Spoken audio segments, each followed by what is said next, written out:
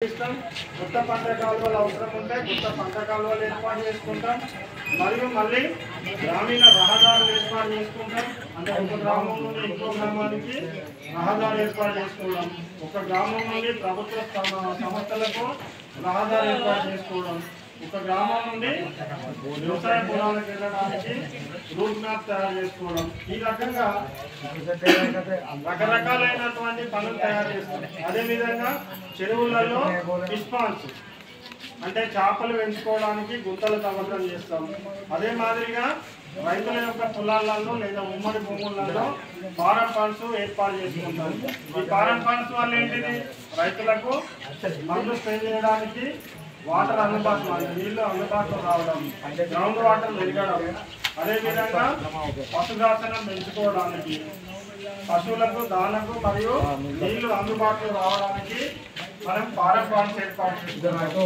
ఇదే మాదిరిగా వీటితో పాటుగా ఇంకా మనకేంటిది జీవనోపాధి మెరుగుపరిచే విధంగా రైతులకు సంబంధించి పశువుల పాకలు ఏర్పాటు చేసుకుంటాం. అంటే ఎవరైతే పశువులు ఉంటాయో పశువులు ఉన్నటువంటి వాళ్ళు వెటర్నరీ డాక్టర్ అంటే పశువుల డాక్టర్ని సంప్రదించి పశువుల డాక్టర్ తోటి నేను సర్టిఫికేషన్ తీసుకొని గ్రామ పంచాయతీలో నమోదు చేసుకున్నట్లయితే గ్రామ పంచాయతీలో మీకు ఈ ఉపాధి హామీ పథకం నుండి పశువుల షెడ్లు, మేకల షెడ్లు, అదేవిధంగా కోళ్ళు పెంచుకున్నట్టయితే కోళ్ళ ఫారమ్స్ ఇవన్నీ కూడా తీసుకోవడం అనేది జరుగుతూ ఉంటుంది. సో వీటితో పాటుగా మళ్ళీ పొలాలలో లేదా ఇంటి దగ్గర నాడెడ్ కాంపోస్ట్ మిక్స్ అంటే ఎరువు గుంటలు తయారు చేసుకోవడం, మళ్ళీ పశువులకు దాన పెంచుకోవడం గురించి అని చెప్పేసి అజోలో యూనిట్స్ పెంచుకోవడము, ఇలా రకరకాలైనటువంటి పనులను మనం ఈ ప్రోగ్రాం కింద టేకప్ చేయడం అనేది జరుగుతూ ఉంటుంది. అదే రకంగా ఇంటి దగ్గర కూడా కొన్ని పనులు చేసుకుంటాం. ఇంటి దగ్గర కూడా ఏంటి, మనము రోడ్ల మీదకి మనం యూజ్ చేసినటువంటి వాటర్ వచ్చేసి చిత్తడి తయారు కాకుండా ఉండడానికి, మళ్ళీ తర్వాత శానిటేషన్ నివారించడానికి ఇంటి దగ్గర ఇంకుడు గుంతల నిర్మాణం కూడా చేపట్టడం అనేది జరుగుతుంది. అసలు చాలా మంది దాదాపు 70 to 80% ఇంకుడు గుంతలు కట్టేసుకున్నారు. ఇంకా ఎవరికన్నా అవసరం ఉంటే కూడా మీరు ఈ గ్రామ సభలో ఈ బడ్జెట్ లో భాగంగా నమోదు చేసుకున్నట్టయితే మంజూరు వస్తాయి. మంజూరు అనంతరం మీరు నిర్మించుకోవడానికి అవకాశం అనేది ఉంది. అదే మాదిరిగా రోడ్ల పైన వాటర్ వచ్చేసి రోడ్డు దగ్గర ఉన్నటువంటి వాటర్ రోడ్ పైన వచ్చేసి ఇబ్బంది కాకుండా ఉండడానికి బోర్వెల్ దగ్గర కూడా కమ్యూనిటీ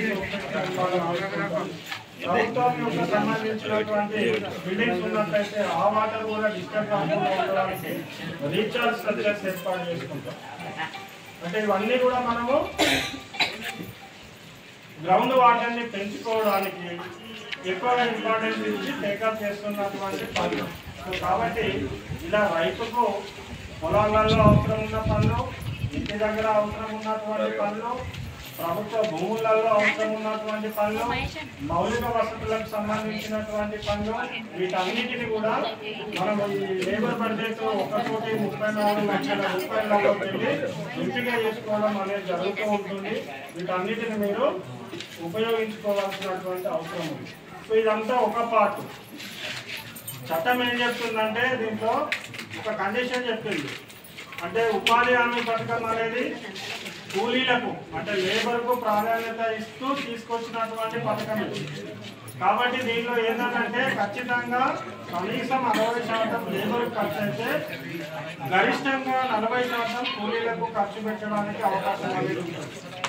కానీ అవసరం అనుకుంటే 100కు 100% కూలీలకు ఖర్చు పెట్టుకోవడానికి అవకాశం ఉంటుంది. కానీ 40% మించి మనము సామాగ్రి అంటే సిమెంట్ పనుల మీద ఖర్చు చేసుకోవడానికి అవకాశం అనేది ఉండదు. అంటే ఇక్కడ మనం అర్థం చేసుకోవాల్సినటువంటి విషయం ఏంటిది, ఏ గ్రామ పంచాయతీలోనైతే ఉపాధి హామీ పనులు ఎక్కువగా జరుగుతాయో ఆ గ్రామ పంచాయతీకి మెటీరియల్ కాంపోనెంట్ చేసుకోవడానికి ఎక్కువ బడ్జెట్ వస్తాయి. ఆటోమేటిక్గా ఆ గ్రామ పంచాయతీలో గ్రామ పంచాయతీ buildings, anganwadi buildings, CC roads, ఇందాక మాట్లాడుకున్నటువంటి క్యాబిన్ సెట్స్, బోర్డ్ సెట్స్, నాలీ సోప్ ఫిట్స్, అదే మాదిరిగా